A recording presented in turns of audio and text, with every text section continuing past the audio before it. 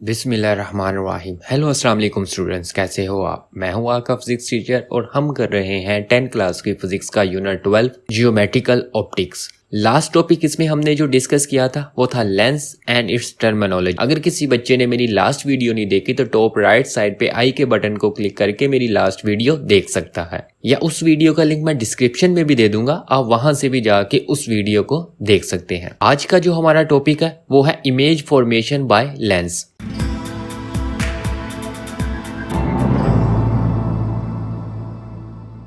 कि लेंस को यूज करते हुए किस तरह से इमेज बनती है, आज इस टॉपिक में हम इस चीज को डिस्कस करेंगे। In mirror image are form through out reflection but lenses from image through out reflection.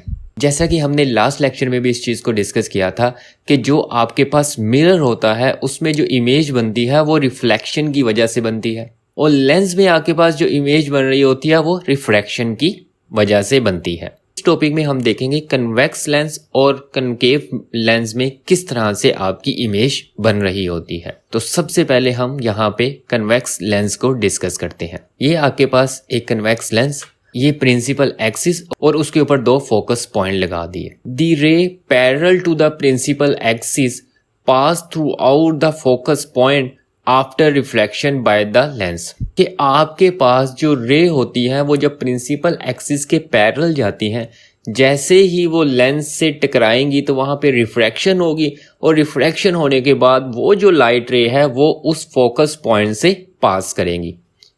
इसका मतलब क्या है, ये देखें आपके पास एक ऑब्जेक्ट और ये आपके पास एक लाइट रे जो कि प्रिंसिपल एक्सिस के पैरेलल है, और जैसे ही इस लेंस से पास हुई है, लेंस से पास होने के बाद रिफ्लेक्शन हुई, और रिफ्लेक्शन होने के बाद जो आपके पास लाइट रे है वो इस फोकस पॉइंट से गुजर गई, और इस तरह से आपके पास इमेज बन रही होती है। और इन टर्मिनोलॉजीज को या इन चीज़ों को आपने ध्यान से समझना है कि जब भी आपके पास लाइट रे प्रिंसिपल एक्सिस के पैरेलल होगी, लेंस से गुजरने के बाद रिफ्रैक्शन होगी, और रिफ्रैक्शन होने के बाद वो लाइट उस फोकस पॉइंट से गुजरेगी, और ये आपके पास रे 1 होगी। द रे passing through out the optical centre passes straight throughout the lens and remain undiverted। मतलब ये है कि जो लाइट रे इसके ऑप्टिकल सेंटर से गुजरेगी, जैसा कि यहाँ पे दिखाया हुआ है, ये इस लेंस की एक प्रॉपर्टी है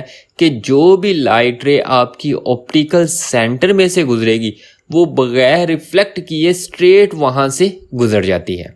नंबर 3, द रे passing through out the focal point become parallel to the principal axis after reflection by the lens। कि देखो पहले हमने क्या चीज डिस्कस की थी कि जब आपकी एक light ray parallel to the principal axis है, वो जैसे ही इस लेंस से गुजरेगी रिफ्लेक्शन होगी, और रिफ्लेक्शन होने के बाद ये जो लाइट रे है इस फोकस पॉइंट से गुजरेगी।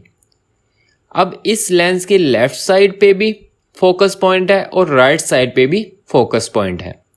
अब वो कहता है कि जो आपके पास लाइट रे फोकस पॉइंट से गुजरेगी और आफ्टर रिफ्लेक्शन वो प्रिंसिपल एक्सिस के पैरेलल हो जाएगी। इसी तरह से ये तीनों जो आपके पास रे हैं वो सारी की सारी एक पॉइंट पे मिलती हैं, और जिस पॉइंट पे ये रे मिल रही होती है उस पॉइंट पे इमेज बनता है, और उसको इस तरह से शो किया जाता है। जो ऑब्जेक्ट था उसका जो हेड ऊपर की तरफ था, जो इमेज बनी है उसका हेड नीचे की तरफ है। मतलब ये हुआ कि कन्वेक्स मिरर में जो आपके पास इमेज होती है वो रियल होती है और इन्वर्टेड होती है। तो इस तरह से आपके पास एक कन्वेक्स लेंस में इमेज बन रही होती है। अब देखते हैं कनकेव लेंस में आपकी इमेज किस तरह से बनती है। जैसा कि आपको यहाँ पे डायग्राम में दिखाया गया है कि आपके पास एक ऑब्जेक्ट, पेंसिल यहाँ पे रखी हुई है एक ऑब्जेक्ट, जैसे ही यहाँ से ray parallel to the principal axis गुजरेगी, रिफ्लेक्शन के बाद ये जो ग्रीन लाइट है ये इस तरह से रिफ्लेक्ट होगी, और इसे रे 1 कह दिया। इसमें भी वही चीज, जो लाइट रे ऑप्टिकल सेंटर से गुजरेगी वो बगैर रिफ्लेक्ट किए वैसे ही स्ट्रेट गुजर जाएगी, चाहे आप कनकेव लेंस यूज कर रहे हैं चाहे आप कन्वेक्स लेंस यूज कर रहे हैं। जो भी लाइट रे ऑप्टिकल सेंटर से पास होगी वो बगैर रिफ्लेक्ट किए वैसे ही स्ट्रेट गुजर जाएगी। अब ये तीनों लाइट रे आपस में मिल नहीं रही, जब ये तीनों लाइट रे आपस में मिल नहीं रही तो इमेज आपकी नहीं बनेगी। तो इस वजह से इन इमेज को बैक साइड पे ड्रा करके देखते हैं।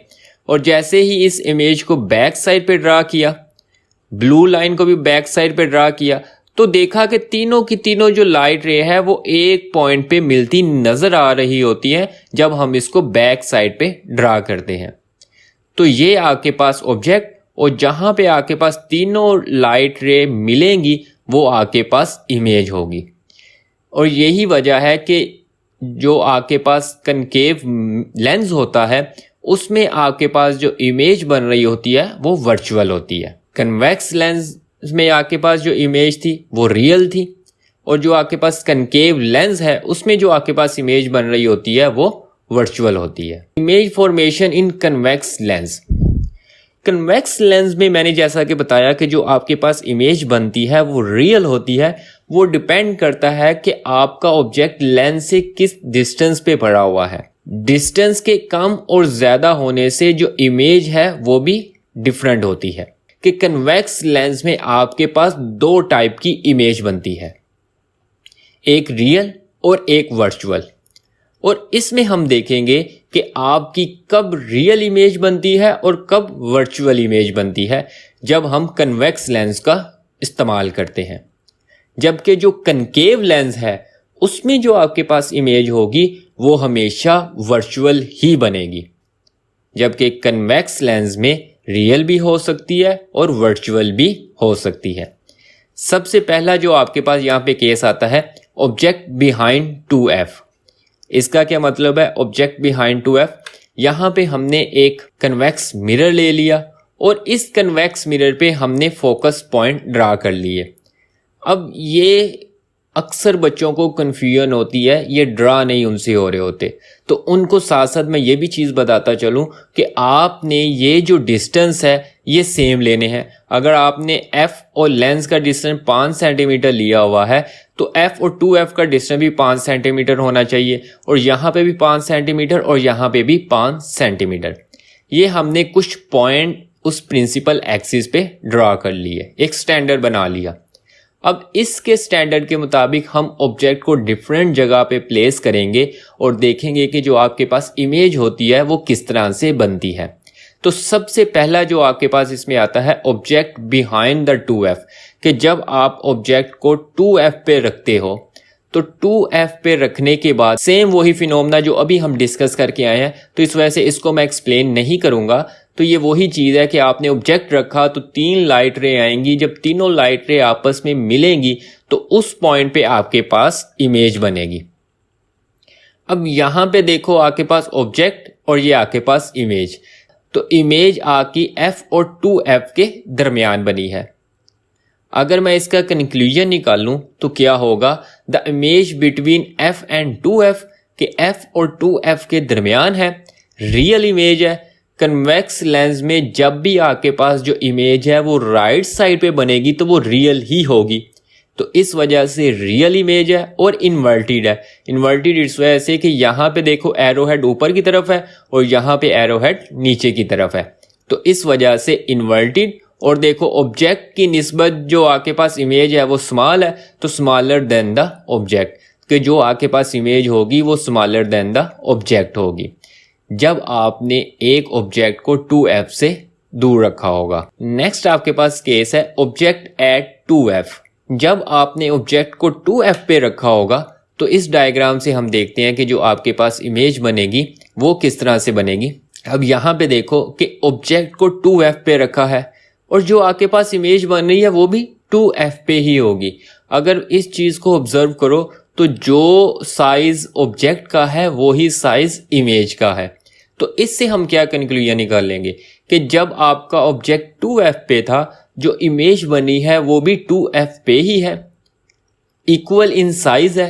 जितना ऑब्जेक्ट का साइज है उतना ही इमेज का साइज है, रियल इमेज बनी है और इन्वर्टेड होगी। नेक्स्ट आपके पास है object between f and 2f, कि जब आपके पास ऑब्जेक्ट f एंड 2f के दरमियान होगा तो तब आपके पास जो इमेज बनेगी वो कैसी होगी कि देखें f और 2f के दरमियान आपके पास ऑब्जेक्ट है, जो इमेज बनी है वो 2f से दूर बनी है और ऑब्जेक्ट की निस्बत इमेज का साइज बड़ा है, तो इससे क्या कंक्लूजन निकलेगा कि इससे ये कंक्लूजन निकला है कि जो इमेज है वो 2f से दूर बनी है, रियल इमेज बनी है, इन्वर्टेड बनी है और ग्रेटर इन साइज है, कि मतलब ऑब्जेक्ट के साइज से बड़ी इमेज आपको मिल रही है।